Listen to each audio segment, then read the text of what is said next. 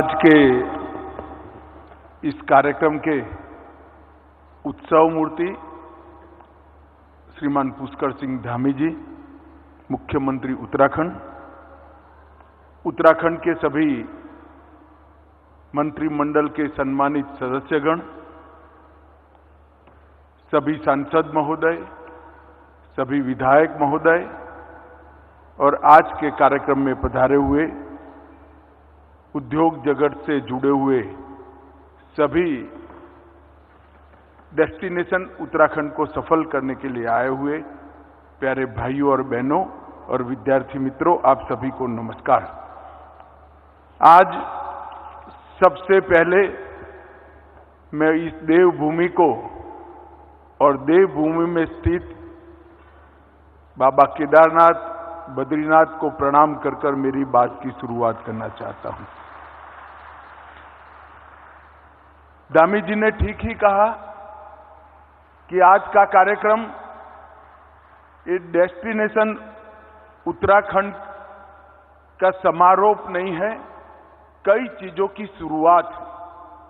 मैं भी मानता हूं, जब ये डेस्टिनेशन उत्तराखंड की परिकल्पना मैं पहले उत्तराखंड आया तब श्री धामी ने मुझे समझाई, तब मेरे मन में भी एक हल्का डाउट था।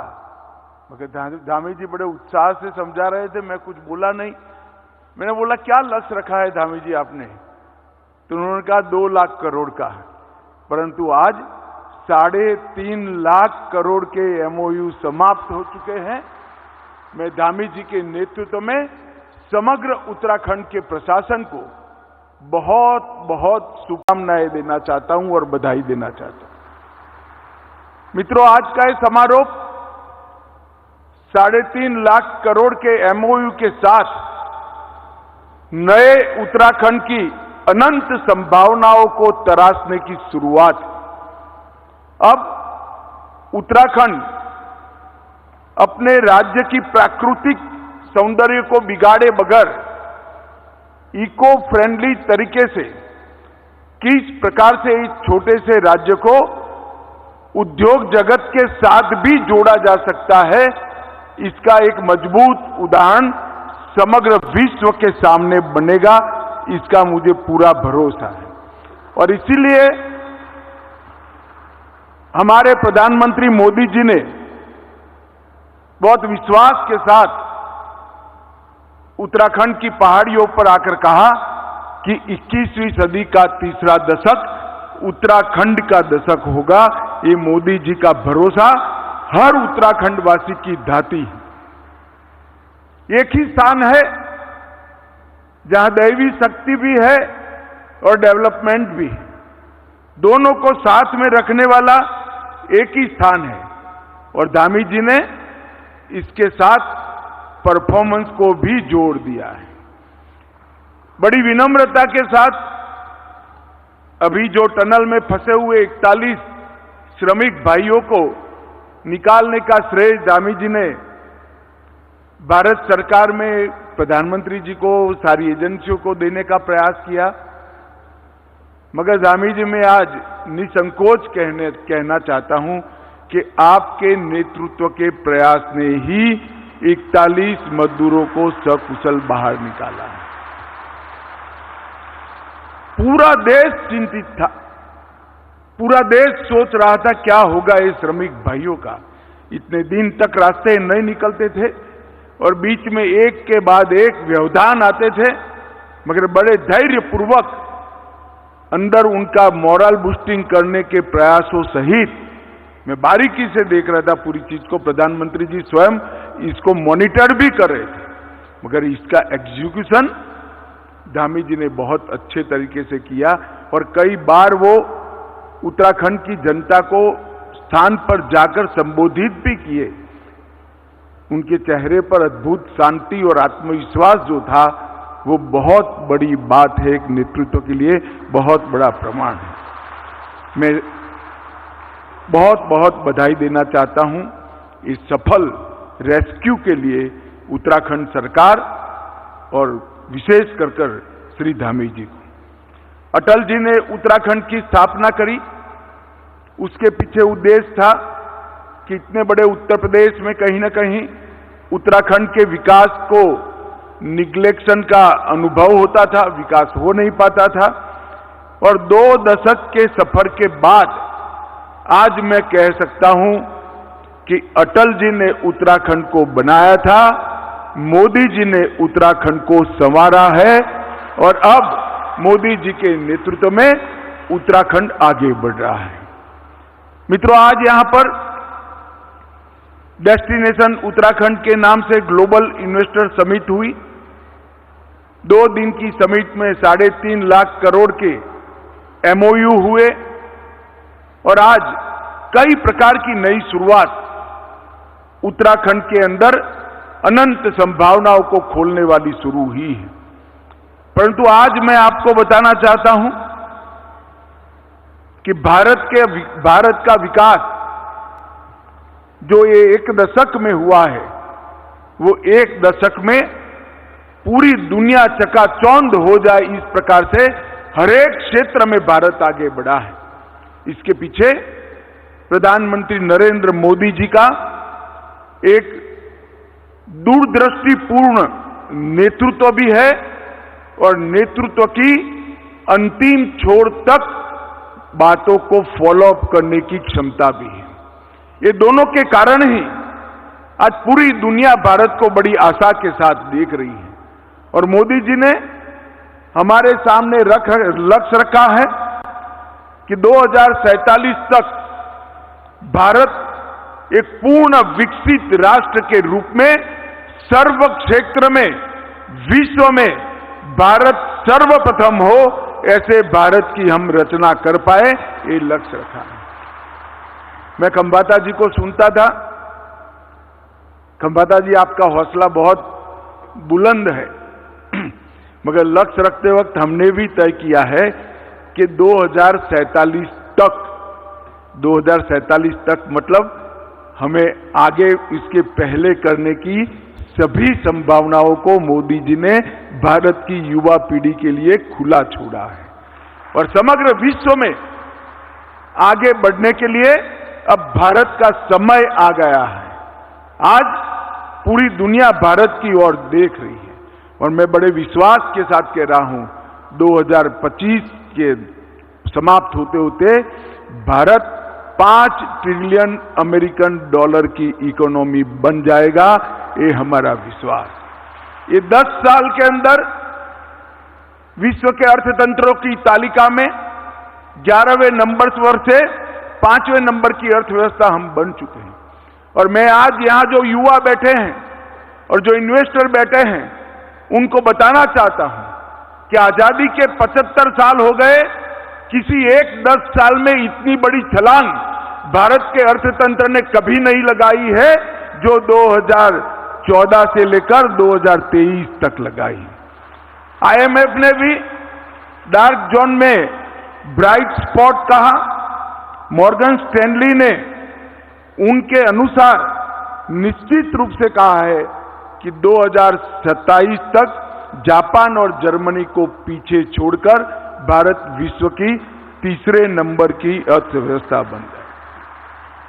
ये सारे शुभ संकेत भारत आज क्लाइमेट चेंज के आंदोलन का भी नेतृत्व कर रहा है।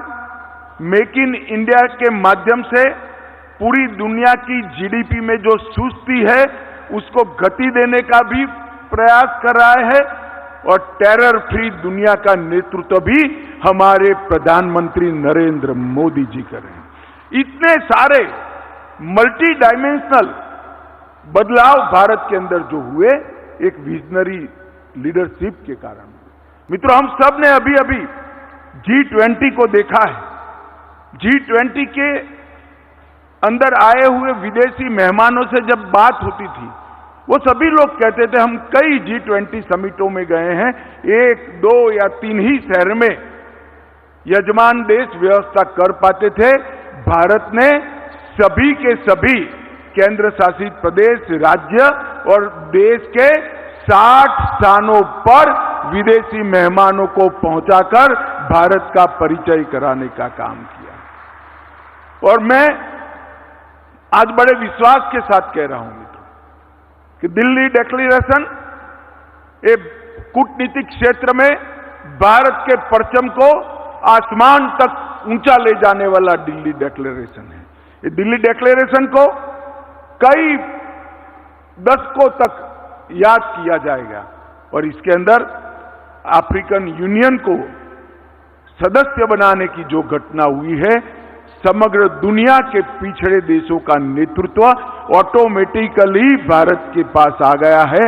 इस प्रकार का विजनरी नेतृत्व नरेंद्र मोदी जी ने दिया। हमने इस 10 साल के अंदर 13.5 करोड़ लोगों को गरीबी रेखा के बाहर निकाला है।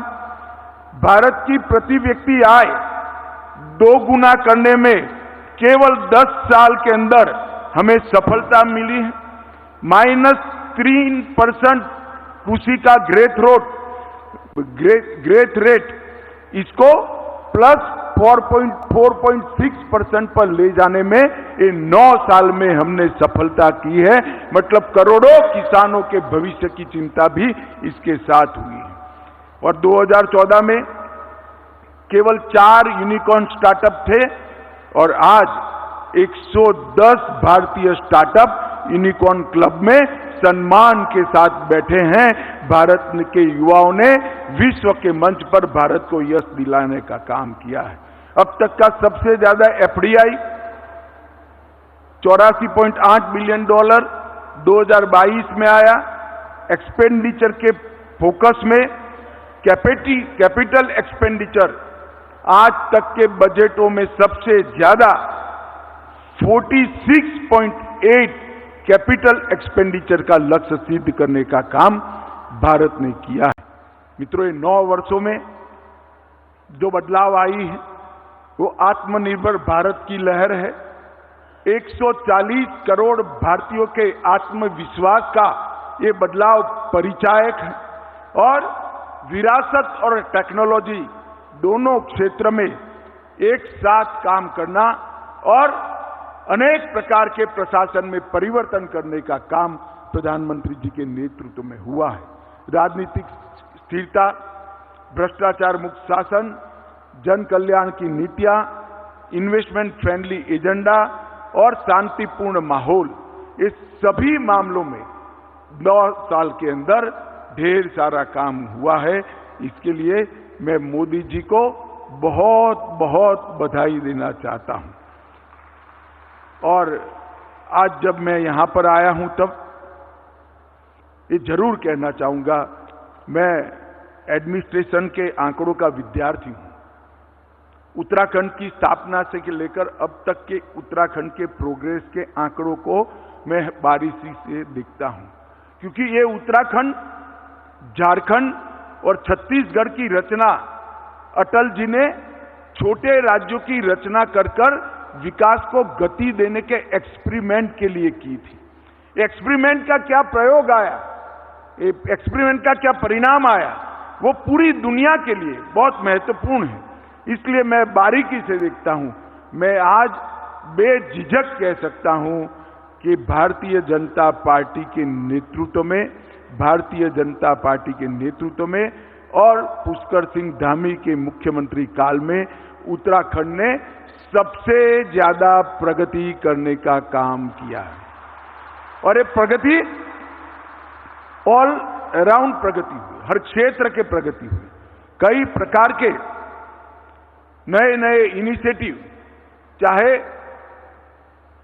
भारत की सीमाओं पर खाली होती गांव पलायन, इसको रोकने के लिए इनिशिएटिव लेना हो, चाहे यात्रा को सुचारू रूप से चलाने के लिए व्यवस्थाएं खड़ी करनी हो, चाहे इंफ्रास्ट्रक्चर खड़ा करना हो, चाहे इन्वेस्टमेंट फ्रेंडली पॉलिसियां बनानी हो।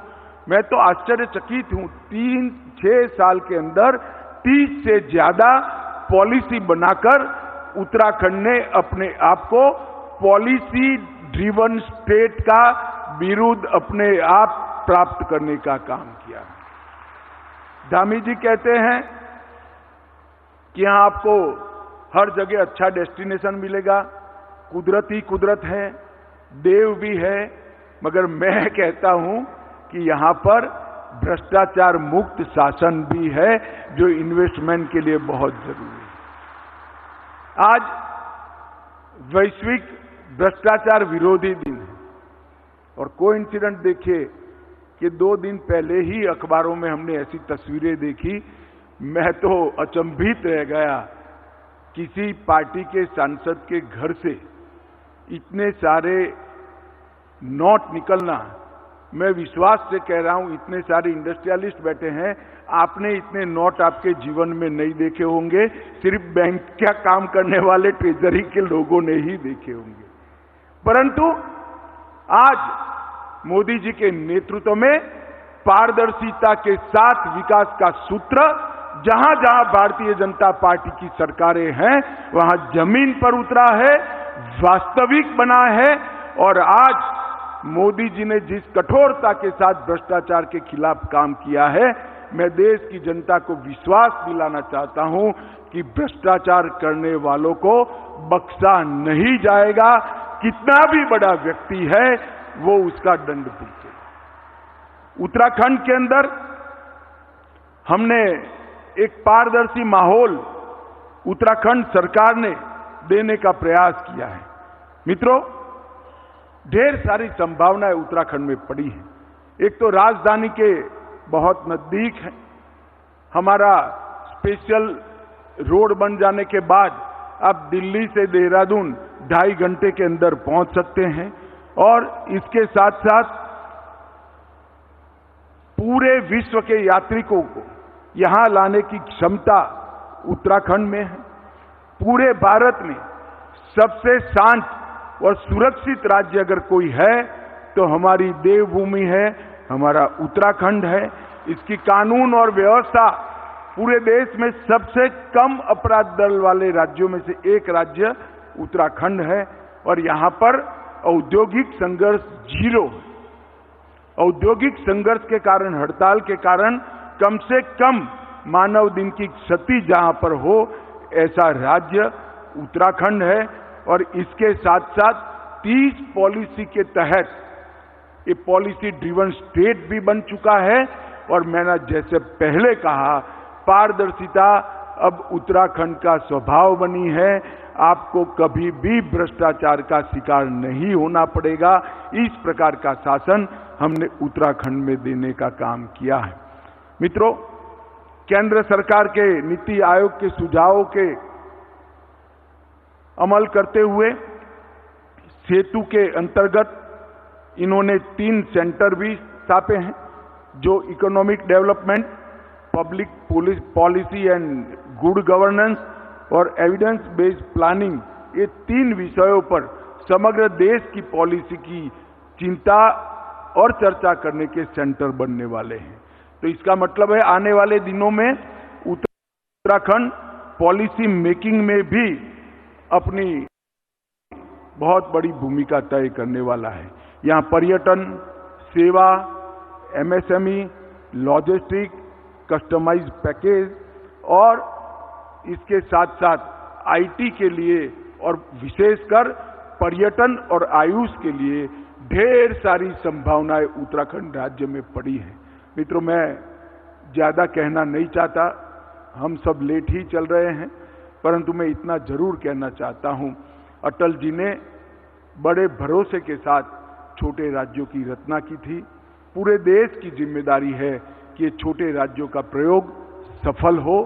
पूरे देश की जिम्मेदारी है कि जिस राज्य में हमारे श्रद्धा केंद्र बैठे हैं वो राज्य आगे बढ़े। पूरे देश की जिम्मेदारी है कि देश के 40% हिस्से को पीने का पानी पहुंचाने वाली गंगा जी और यमुना जी जहां से निकलती है, वो उत्तराखंड को हम मजबूत करें, विकसित करें, आगे बढ़ाइए।